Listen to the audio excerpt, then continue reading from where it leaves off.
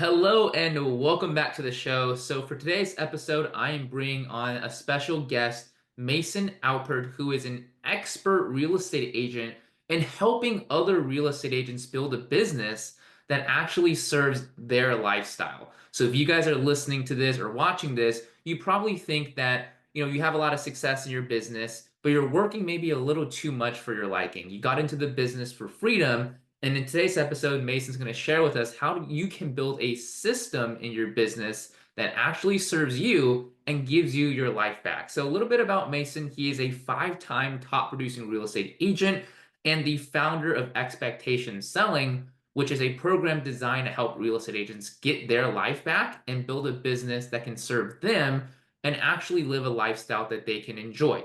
He is also working not only 5 to 15 hours per week in his business, and he can show you how to do the same as well. So I think a lot of agents are going to be really interested in this topic. And Mason, man, thank you so much for joining us here today. I'm personally really excited to kind of dig into this topic with you because I think, agents and just business owners in general, this is the goal that everybody aspires to, but very few can actually attain. Absolutely, Kobe. Grateful to be here. Excited to get to share with your listeners kind of what's made a difference in my career, allowing me to kind of set up my life with a business that works for me and not the other way around. Yeah, I love the way that you said that, by the way. Set up your life in a way where your business works for you and not the other way around, which I think most real estate agents, especially in this day and age, feel like it's the complete opposite, right? So, Mason, why don't you start us off by kind of sharing a little bit about yourself? How did you get started in real estate? What your experience was like as a real estate agent? And what was it that prompted you to go out there and create this system where you're coaching other agents to teach them how to build a business or build a lifestyle really centered around serving themselves instead of the other way around. Yeah. So this is actually my second stint in real estate, and that's part of the story that led to expectation selling. I had a 4-year career in my early 20s where I experienced a lot of success, but my life was just completely burnt out, right? It was responding to texts at 9 p.m., to showing properties at the drop of a hat. Like I had no systems in place to manage the success that was or wasn't coming at various points of that. And I reached a point where I just completely burned out. I didn't like the career. I looked around me, and everyone I saw in the industry, besides my two partners at Expectation Selling, were completely burnt out. They accepted that this was just the life we've chosen to be in real estate. And I bookmarked the industry in my mind as this is just the chaos of being in real estate. And so I took about a 4 or 5 year hiatus from real estate where I did led international service trips with 18-year-olds in a bunch of various countries around the world. And what I experienced there was I realized that great leadership is essentially communicating clear expectations. If you could tell people where they're going, people will most likely fall in line, and it removes a majority of the problems. And so when my about 6 years ago now, when I moved to Idaho, my all signs were pointing for me to get back into real estate, and I did not want to because I still had this perception of the industry as chaotic, no boundaries. Your life was run by this. And so everyone in my life was telling me, you should get back into this. You're gifted at it. Go do it. And I resisted it. But eventually I had a thought, what if I could do this on my terms? What if instead of adjusting to the status quo of how everyone was doing it, running around like chickens with their heads cut off, what if instead I designed everything about my business, most specifically client relationships, around setting clear expectations and solving my problems up front? And so I went into my second career basically with the goal from the outset of I want to work 5 to 15 hours a week. Now early on, it was more like the 15, the 20, right? Developing the systems. But over time now, here I am 5, 6 years later. Everything is completely referral based, and I'm able to operate this business off of the groundwork there to where now it really still is 5 to 15 hours a week. And a lot of that is due to the systems I set up that weren't just business systems, but were client management systems. That's so important, I think, for agents to understand. You're setting a goal before everything kind of came into play, right? So you were in real estate at first, and you were kind of in that cycle of working any and every time of the day, right? All hours. Real estate agents, Yep. they even put it on their Google My Business page or open 24 hours, right? And Hmm. it seems like what happened was the second stint in real estate that you had, you had a mindset shift. You realized that that is not the mindset you need to be in order to be truly successful and build a business where it can actually serve your lifestyle. Would you say that's correct? 100% correct. I think that really is the first jump agents have to make is they have to look at the status quo and say it doesn't have to be that way. With expectation selling, which we'll kind of get into more as this conversation goes, the biggest mindset shift we're having to make with people is just that this isn't normal, right? That we've all accepted it as normal to work on vacation, to be attached to your phone, responding to emails. Like we've normalized that. But it actually doesn't have to be that way. And the reason most people are afraid to do something different is because they believe if they do that, that their clients will be disappointed. We've created an expectation that we think the public expects us to work 24/7 and do that. Where the truth is, that's just what we call an unstated expectation. We don't know whether that's true or not. So we just operate out of it. So step one for most people is you have to clarify the expectations for yourself. What do these people actually expect of me? And then how do I create my life around that and clarify those expectations with them in order for me to have freedom outside of my business? Right. So a big theme I think we're always going to keep going back to in this conversation, we've already talked quite a bit about it, even briefly now, is expectations, right? Expectations for yourself, for your business, but also for your clients. Is that where you think a real estate agent needs to start? Is setting the expectations, and where do you think they need to start with setting expectations, right? Is it with themselves first, right? Like we briefly talked about, but also in interaction with the client, what kind of expectations do they need to be setting and how do they approach that conversation? Wonderful question. And it's a mix between all of them. I think it has to start for the agent to define expectations for themselves, right? What do the clients actually expect? I found, like, we'll just take one example here. Agents work 24/7 because they have the unstated expectation. That's what we call them in expectation selling. Anytime an expectation has not been clarified, it's unstated, which means two people are guessing what each other want, right? Which is a recipe for disaster. But if the agent assumes the client needs me to be available 24/7, I will react that way. But that's not always true. What I've found in my experience is when I go and set boundary expectations, which I'll get to in a second, and tell my clients how I work and why I work that way, they actually respect me more as a professional. They'll honor the boundaries I set. They see it because they've never actually had the expectation that I work 24/7. They want me to be a dad. They want me to be a husband. They want me to recharge after work, right? So it does start with us assessing our own unstated expectations of what we think the public and our clients want. But then within our businesses, the main issue within real estate that creates chaos is client management, right? And the reality is, every single transaction follows the same exact steps. And yes, you have a different cast of characters, but they're always the same steps. You're doing the same thing. But the way most agents run their business is they have the unstated expectation that their clients just know how it's going to work or they know how they work. And so there's never these clarifying conversations of exactly what's going to happen. What are the problems coming on inspections? What are the problems coming on appraisals? And basically laying all that out. And so we shift the mentality to the beginning of an agent and say, I would actually make the claim that everything when it comes to client relationships is expectations. And we in expectation selling teach three types of those. We teach what we call boundary expectations, relational expectations, and process expectations.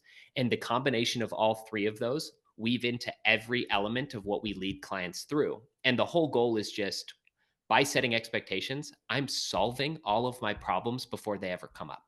I'm not waiting to hope that that person doesn't call me at 9 p.m. I'm heading that off at the pass and making sure we have clear expectations that we both agree to, right? It has to be an agreed upon relationship because an expectation is essentially a social contract. But if we can both agree to it, we found that this system solves 80 to 90% of the problems real estate agents face on a regular basis. And all it is a mindset shift and learning to set those expectations early and often with each step of the goal or each step of the process. So it sounds like it's going to be more of a preventative action that the agents are taking when they're meeting with clients rather than, kind of correcting course, right, during the client agent, relationship process. Because I think a lot of agents will find that they've maybe taken on too many clients or clients that take up too much of their time and try to correct course during the transaction. And that could be very problematic because the client came in with a different set of expectations than the agent maybe had, or maybe the agent, was just needing business and then they changed their expectations later, which can also, I'm sure you would agree, would be problematic too. Entirely, because it is way harder to go back and set expectations because you've already enabled a behavior. The first time I answer the phone for that client at 9 p.m., it's over. They now know they have access for me all the time. Or you have to go back and have that awkward conversation of, hey, please don't call me after 9, right? Which again, most agents don't want to do that anyway. So what they do is once that pattern goes, they're like, oh, well, I've only got, 30 days till I close them and then I'll move on. But it's like that doesn't actually ever give you control, right?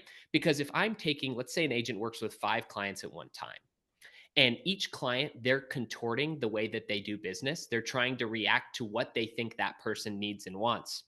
They're playing guessing games with 5 different people. So you might have 2 of them who don't call you after business hours, but the other 3 might think everything is an emergency. So it's really a reactive approach to just kind of wait till things just keep coming inbound, where instead we teach agents to define how they work, why they work that way, and then learn to communicate that. And so then instead of changing how you are with 5 different people, you have a way of doing things. And every single person that comes in is now doing things the exact same way. There's no making exceptions for this person or doing things here. It's here's the way I work and here's why. And people actually tend to really love it because they have clarity too. Like that's the total ironic part about expectations is everybody wants clarity. We all function better when we know what to expect. And so what we're doing is we're actually just giving that to our clients and then they're able to fall into the system and say, "Okay, I trust you because you're telling me how we're going to get there. You're telling me how this works," without us assuming that they actually know what they're supposed to do, which we know is just a recipe for chaos because the public seems to think everything is a fire when it's really not, right? But unless we give them context or expectations, that's always going to be the reaction. Right, absolutely. It's funny that you mentioned that because I think agents who are showing up that way, who set expectations, who have always a set way and a set process and and a sequence, if you will, of how to do things, and they present that to the client, right? Whether that's a buyer client or a seller client, it makes the agent not only seem more professional, but also more valuable as well, because it doesn't seem like you're just trying to kind of camouflage who you are or to kind of be more of a sales chameleon, if you will, and kind of tailor whoever you are to the client, right? Which a lot of, I mean, I think sometimes in sales that is taught, and agents will have that mindset, but like you said, it could really create a lot of problems for both the agent and the client because now you don't even know what you're doing, right, with Mhm. each person that you're working with, and you're trying to change it up with all 5 or 10 clients that you're kind of working with at the same time. Yep. Which just like you said, living in that way, I think is why so many agents experience burnout. Yeah. Like our industry has one of the highest levels of alcoholism, one of the highest levels of divorce. Why? Because people are so attached to their phones, because they're having dinner with their families and then they have to slip out and respond to a client. They're on vacation and they're sitting there working by the pool while their kids play. Like we think there's no real cost of doing this. And we rationalize that the success or the money that we're earning provides that. But the reality is, it impacts the people we love, it impacts the people in our lives, and it impacts us because there really is this inability to disconnect, this inability to feel like you're ever turned off from work and you're there. And you do that for 5 or 10 years, and you're going to experience a lot of burnout. You're going to have agents who just get into those lifestyles, or if they're not burnt out, they're going to be in pretty deep denial about how much this cycle has impacting their kids or their family or things like that. And I just resolved early. I didn't want to get divorced. I love my wife. I wanted to be the reason I wanted to work so little was because I had, at the time I had a newborn baby. I wanted to be really present in my now 6 year old's life. And the only way to do that was to say, my business revolves around, or my life does not revolve around my business. My business is an accessory to my life. Yeah, that's a good way to think of things, right? And many agents don't. And I think one of the reasons why is because when you come into the industry as a newer agent, there's a lot of challenges. A lot of new agents tend to struggle. The failure rate and the attrition rate in the industry is extremely high. And a lot of new agents may be listening or watching this and thinking, well, I can't do that now. Maybe I'll do that in year 2 or 3 when I start eating my production up. But now I need to work 24 hours a day and get every client that I can get because I have nobody and I need a commission coming in. Do you get a lot of that from people who maybe you work with or you talk to? And what is your response to somebody who is saying that, right? Whether if they're new, like brand new to the industry, or maybe they're just kind of in a season of their life where they're trying to ramp up their production and they don't think that, they think this is more of a slowing down process rather than allowing them to actually build their business in a systematic way. Yeah, I mean, I definitely do see that, especially with new agents, right? And when I think about, we'll talk about new agents in themselves, their biggest thing is confidence, right? They don't have the confidence yet. But ironically, what expectation selling teaches, or everything we're talking about, is having a plan, and plans give people confidence. When you define how you work and what you're going to do and how you lead people through it, when you execute that and you see the results of it, it builds your confidence. It says, wait, I can do this. But the whole thing expectation selling does is it creates efficiency, because I take all of the wasted time that I spend reacting to all of my problems, whether in transactions, clients calling me over ridiculous things, um, small things that should be 5-minute conversations becoming an hour and a half. I'm eliminating all those things with these communication systems, which puts countless hours back into my life. And so then, if I am scaling, if I'm that agent who says, okay, I want to double my production, the answer is actually not more. It's, you need to build the foundation of that house to then be able to do it. And so that's where we really differ from most other coaching programs I've seen or been a part of. Is everything is about more. How do you get more leads? How do you get more business? How do you do that? And the way I view it is, that's a really backwards approach. That's a really good thing to have once you have a foundation.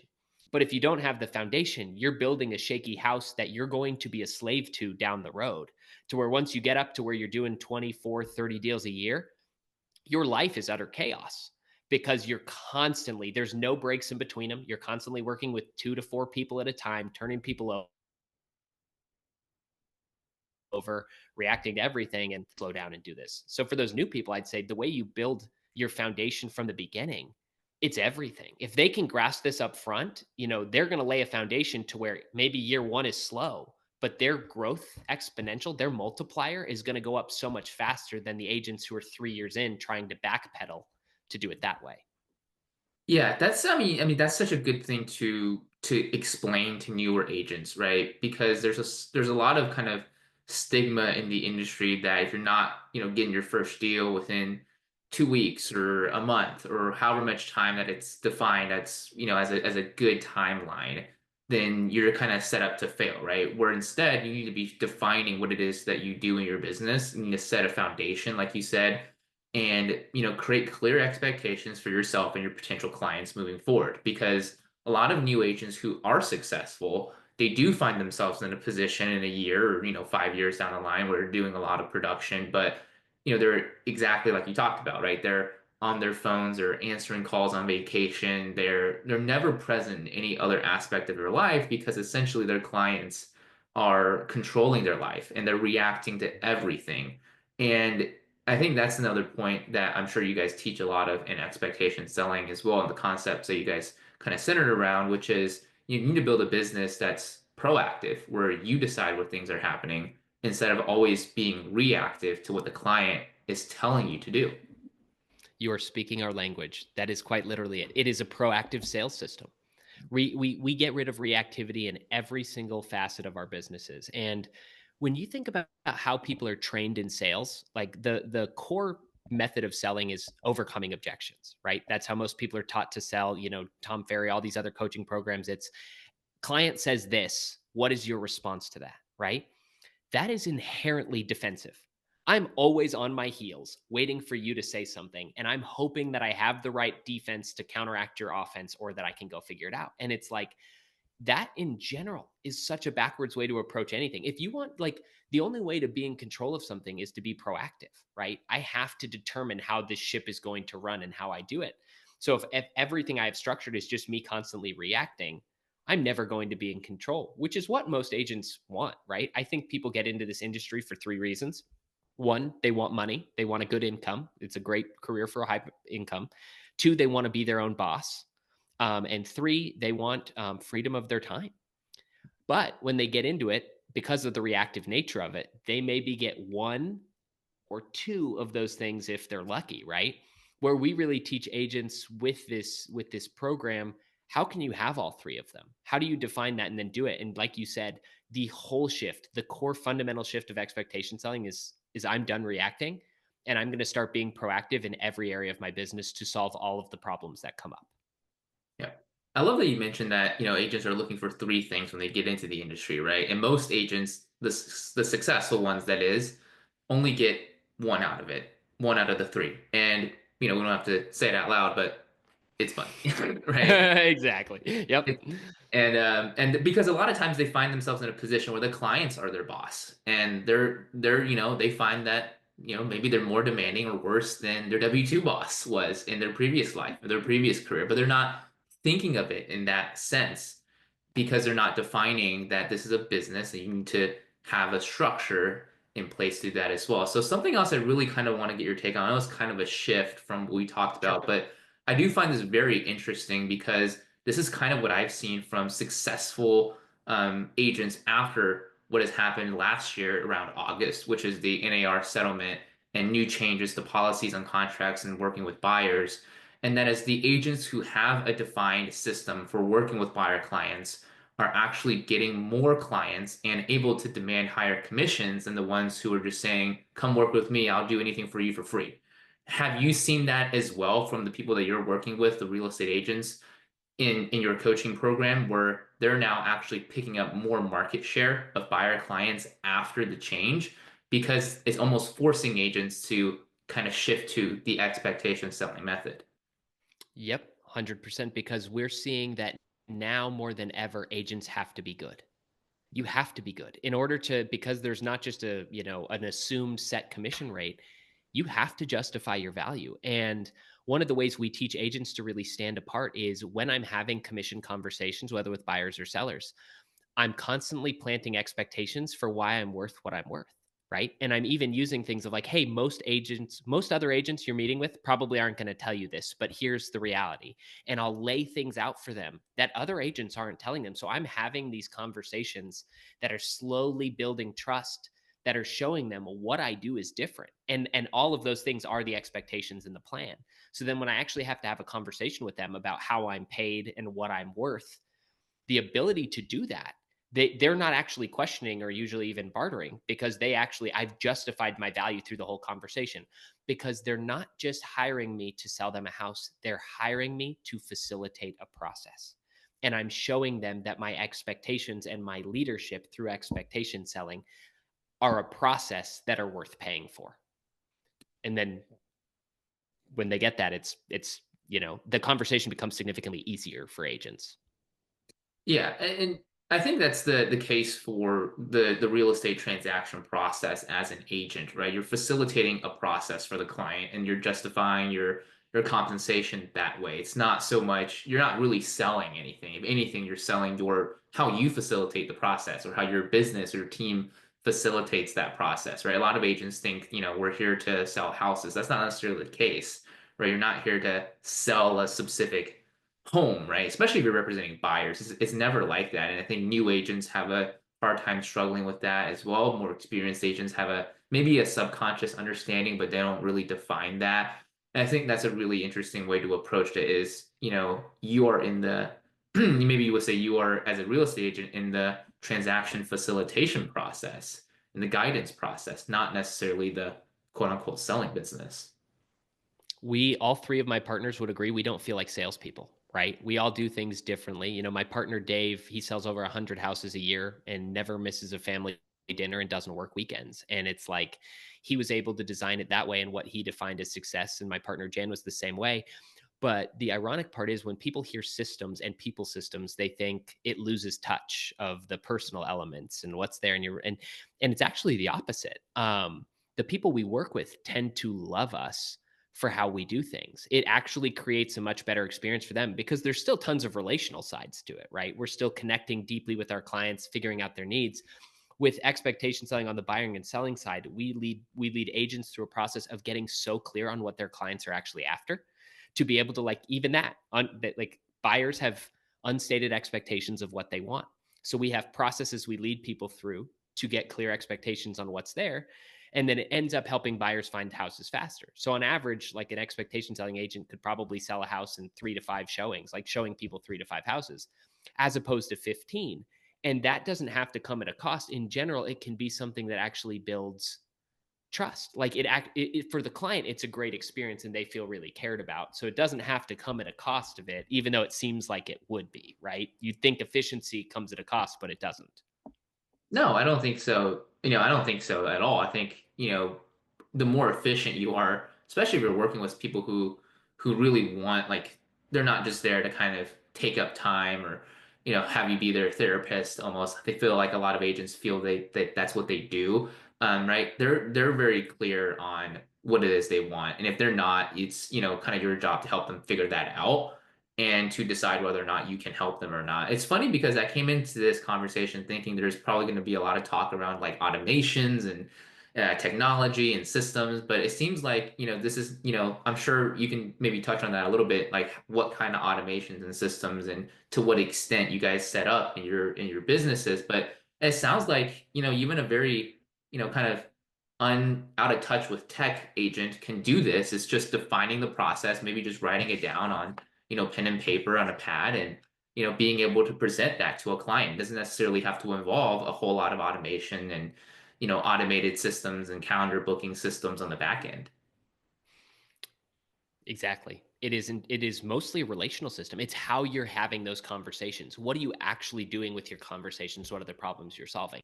Now, we do take that a step deeper, right? These are expectation selling we're doing to solve all of our problems up front, which I'm doing relationally in all of my client facing work. But behind that, we've built systems to reinforce those expectations that are now automated.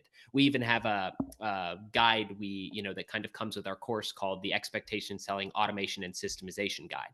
So for somebody who understands all these expectations we're setting and why, we've created a blueprint that somebody else can go film these videos or write these emails and then just automate it. And what that is we don't view it as you can't just have one or the other, right? If I'm not having those conversations, I can't just send them an email clarifying expectations on something, but view it as reinforcement. If we're thinking of the amount of time that you're spending on each client, answering questions, doing those things, if I'm being really direct and clear in my conversations in person, and then I have a back end system that is reiterating those things that I've set expectations for them to really pay attention to and follow, they're going to be plugged into that and know that I'm covering all my bases. And so the extra communication that still might have been there, we're using automation and systemization to reduce even further. And agents could do that with any method, scheduled emails, bomb videos. Like we've created the blueprint for all those things. But the goal is, again, it's just another way that you can start to take back time by reinforcing what you're already doing relationally. Yep. I love that. It's a combination of both, right? You have to have the conversation, the relationship in the front end to have the right expectations, and then the automation is just reinforcing that. And it's just part of the system that allows you to maybe work with more clients at the same time and be able to scale up. But if you're not having the conversation on the front end and none of that in the back end matters because it gets ignored, right? People just kind of look Yeah. past that. They're like, what are you doing? Let me just call you at 10 p.m. in the evening. Yeah. Like if I'm super passive with a client and then all of a sudden they start getting these emails that are really direct, Yeah. there's a break in it, right? I'd rather be really clear. And I'll just give a practical example for your listeners is like on an on an inspection process, right? When most agents deal with an inspection, they get the inspection report. Like let's just say we're working with a buyer and they send it to the buyer and they say, hey, go through this and we'll talk about it. And then you are at the complete mercy of however the buyer interprets that, right? So when I'm taking the inspection report and I'm giving it to a client, I'm having a conversation, even if it's 2 minutes, of setting the expectations of what are they really looking for. What is your goal with this, right? We're going to overlook squeaky doors, things like this. We're after deal breakers. So I'm setting an expectation for them. We're looking for deal breakers. Then an email is going to go out reinforcing that of what they're looking for. Hey guys, here's some reminders of what we're doing here. This is your goal with it. Here's our next step. We're going to then have a conversation about it. Because of that groundwork and those systems, when I have that conversation with them, I'm not talking through a 50-page inspection report, flipping to page 37 and talking about, should we have them do this? They're coming together with they're looking through their lens of defining deal breakers. And then our conversation is, what do we actually do about this? And then I'm able to provide my expertise and my guidance in that way of what do we go accomplish it.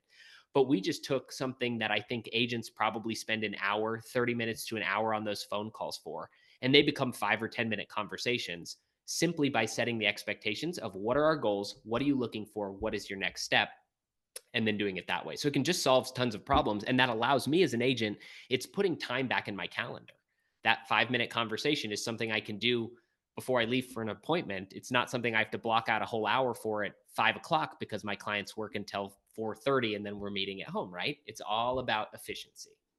Yep. Absolutely. It's such a different way to look at things for agents. And there's not enough agents, I think, that think of client management that's something they really need to be clear on, as far as understanding what expectations set with the client, but also with themselves in that process as well. So something else that you mentioned was kind of in your background, and I think applies to a lot of people in the real estate industry as well, was you were a leader, right? You took a leadership position after your first stint in real estate, and you mentioned that was kind of when the idea seeped into your mind that if you tell people where they're going to go, they're more clear and they're more likely to end up there as well. So a lot of real estate agents, that trajectory of their careers, they're successful as they go into being a team leader, right? They start building out a team of other agents. Maybe they start their own real estate brokerage as well. And I feel and I've seen a lot of agents struggle with that. People who are very successful independently as a real estate agent, maybe they can manage their own time and their own expectations well, but they have a really hard time helping their agents. And I don't mean that as far as they can't offer them value, but I mean that as far as they're letting all of the agents in their team, as they start growing, take up their time as well. So my question to you is, do you also work with team leaders? Is that something that you see as well? And how do they apply this method of expectation selling to team management and leadership? Because I think in that scenario, it's even more important, right, to set the right expectations when you're onboarding new agents and new team members, because that could really mess things up because this is a very long-term relationship if everything goes well. That's really an area where my two partners excel because they're both leaders of a team of a large or semi-large team in Colorado, and they're really gifted at that. When they bring on agents, it's onboarding them into their system. Here is how we do things, right? You said it a second ago. Most agents don't realize that client communication is 80% of this job. That client management is a majority of it. They think it's just an accessory. Like we said at the beginning, they don't realize how big of a problem we're actually talking about this being and how big of a time wasting thing this is for most of them. So they've coped and figured out how to be successful on their own. And when they hire other agents, all they've created are more people who have expectations of their time that they haven't clarified to. And so I think if I was giving recommendations for an agent or for a team leader of how do you do this, is you'd have to get really clear on your expectations for your agents. What is their job? What can they expect from you? What is the criteria or performance metrics you need from them? It'd be almost like, again, a social contract that you're making in hiring them. Here's what I expect from you. Here's the vision. Here's what I provide for you. Here's how you get those needs met from me. And then we both know where we're going from here. More often than not, they just bring on an agent, hope that other agent starts to figure it out, and then the other agent's calling them all the times with more needs and things like that. And now they've just added another client to per se that they're managing instead of leading them. So I would actually say that that's the problem. They're not leading, they're kind of passively hoping that these other agents figure it out and close enough deals to make it worth having a team. Yeah, I think I'm seeing that as well, with other team leaders, and just figuring that out, right, as far as the process, because I think a lot of times when you're a successful agent, right, you kind of were able to figure things out on your own. So you almost think that everybody coming into the industry should be able to do the same thing that you did, but it's never like that, right? And I think a lot of new agents come in expecting the team leader to do a lot of things for them, and that's where the big mishap in communication is the new team member, the new agent feels the team leader is here to do things for them, and then the team leaders have the complete opposite expectation, which is you got to come in and figure things out and come to me. So that's where I'm seeing a lot of the miscommunication there. Yeah, it's all just unstated expectations. And everything we teach, it's funny because even you're describing this now, we're talking about essentially boss and employee relationships. The principles of expectation selling apply everywhere. They apply in your marriage, they apply in your relationships. When human beings have clear expectations, we all function better. I think of the movie The Notebook, right? And he's like, "What do you want?" And she can't tell him. And he's like, "What do you want?" It's like most people go through their relationships in life never being direct enough or asking the right questions to get clarity on what's expected of them. And so they spend their whole lives contorting, guessing, trying to figure it out. My wife's mad at me. Why is my wife mad at me? I don't know. They don't even have clarity for it, right? And so most of those issues, even in marriage, come down to somebody having an unstated expectation of somebody else that was never clarified. And so the more we can learn to, with every relationship in our life, I even do it with my 6 year old, get clear expectations of what we expect of each other, the more drama, conflict, everything else comes off the table. Yep, absolutely. And why do you think, I mean, we kind of wrap up with this, but why do you think people have a hard time with that? Why do you think there's so many people that have a hard time stating their expectations, to other people? Is it just, like you mentioned earlier, was it just a confidence thing? Is it really deep, kind of seeped in your self-esteem and a lot of that issue? Or what do you think is the reason behind people not being able, even though if they have expectations, they're just too afraid to voice it to other people? A lot of it's fear of conflict is we're afraid to honestly state what we need. For one, people are afraid if they state what they need that they're going to be rejected.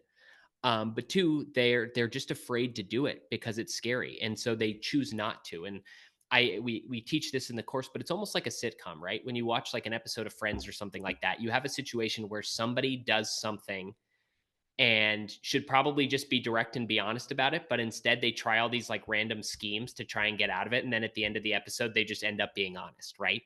So in those moments when people choose not to be direct or clear about their expectations, they're essentially doing that. They're hoping that something else is going to like clarify it for them and get there. And then all they do is they create a mess, like in those episodes, right? They create drama and chaos. It's all funny on the shows, right? But then at the end, they have to face the music. And I think our lives are the same way. Is we kick the can down the road because we're afraid of that moment of being direct. So we're like, I'm not going to say this, hope it solves itself. And then when it does or doesn't, you're then faced with it. So it's actually the immediate response is to avoid pain. But by doing so, we end up creating pain. And so we think a lot of people we work with, they say, well, I'm just like it's not my temperament to be direct, right? A lot of real estate agents are people pleasers. We're just trained to like, oh, I keep people happy. So I don't do that. That's not it. People pleasing isn't a core human trait. Like we're talking about a skill set that we've learned. And if we've learned something, we can learn something different. So when people tell me that, hey, I have a fear of conflict, I say, no, you don't have a fear of conflict. You haven't learned to be direct yet. So let's focus on building those skills. And then as you learn to be direct and actually advocate for where you're going, whether that be leadership with a client or whether that's telling your spouse what you need, and people can actually meet those needs because you're giving them clarity and you see the result of that, it gives you confidence to keep doing that. And so it really is unlearning an old system of reactivity and fear and learning a new way of doing things. And so I think there's just a huge reprogramming of saying being direct isn't creating conflict. Being direct actually reduces the amount of conflict that you're going to end up having. Oh, yeah. So this is, I mean, this is really important as far as a skill set, right? To develop and learn and apply. It's not just your business, right? To create a better, a better business for your lifestyle, but this is something that can really improve other aspects of your life, other relationships, right? In your home life as well. And I think that's so important. And I'm really got to applaud you guys for putting this together and sharing it with the industry and with the world as well. I'm so glad we had this conversation here today. Yeah. But yeah, Mason, I appreciate you being here today. And I just wanted to give you an opportunity to kind of share because I'm sure a lot of people who are listening or watching this, it has made a profound impact on them and how they look at their life and also their business as well. And they'll want to reach out to you and learn more about how they can, be a part of your program and how they can learn more about setting expectations and building a system around their business and making their needs and what they want heard. So, what are some of the best ways for people to reach out to you and for them to find you so that they can, maybe follow your content or to be part of one of your programs? Absolutely. So if you're interested in following us, you can find us on Instagram, Facebook. anything there, and it's going to be at expectation selling. I'll also, Kobe, I'll send you the links for that can go in the show notes. But the main thing, if somebody's really interested in say, and this is resonating, and you're saying, wow, I could really use this skill set, you can go to www.expectationselling.com. And on there, we have what we've called the Expectation Selling Master Course. And this is a course we've created of every single part of a real estate transaction from start to finish, every element of relational management that goes into this from 45 years of experience, that we've created all of it and put together a system for agents to go learn to solve these problems. So yes, an agent could go try and, pick it apart and build these systems themselves, but we just wanted to do it for them and just create it. So we created that course to teach them all about expectations, teach them what we call the elite skills of expectation selling. How do you tell stories to set expectations? How do you predict the future to set expectations? There's all these skills. And then we walk agents through transactions by eliminating what are the deal breakers, what are the pain points, and then how do you solve them up front? And then my favorite one is how do you create clients for life? I create clients for life. My referral based business is based off of one conversation I have with clients at closing. And so we teach agents how to do that and just basically work through it. So if you're interested in learning the whole skill set and you don't want to go reinvent the wheel, you can go there and, get the course or coaching if you're interested in kind of learning directly from us. Both are available on that. But for your listeners, we've created something special for you guys called the three elite skills to master your schedule, right? It's three techniques of expectation selling that we've identified that can help agents put countless hours back into their schedule. So if they go to expectationselling.com/discount, it's going to take them to a page where we have that product for them at a 30% discount. Where if they're not ready to dive into everything of expectation selling, but just kind of want to dip their toe in, that's a great way for them to go see the benefits of it when it comes to just their scheduling before they go and purchase the whole course and revolutionize their business to being proactive. Yeah, absolutely. Well, thank you so much for sharing those. We'll make sure to leave the links to your social medias, but also to your website and a discounted course in the description, the show notes down below. And I really encourage you guys to go check out some of, expectation selling's programs or content, right? Whatever you feel you're going to be ready for, because this is a revolutionary concept for you, I think, not just for your business, but like I said, for your lifestyle as well. So Mason, man, appreciate you being here on the show. Yeah, Before thank we you. let you leave here today, do you have any last pieces of advice or tips you want to like to leave with the audience here today? Let me just first say thank you to you. Grateful to be the guest and be here today. If I was to give them one piece of advice, is don't settle for the status quo. What you've done, the chaos that maybe you've tolerated as part of this job, doesn't have to be your future. And whether or not that means that you go learn expectation selling or not, there's a better way to do things that allows you to actually have the balance and control that you got into this business for. So I'd encourage you to seek that in whatever way seems right for you.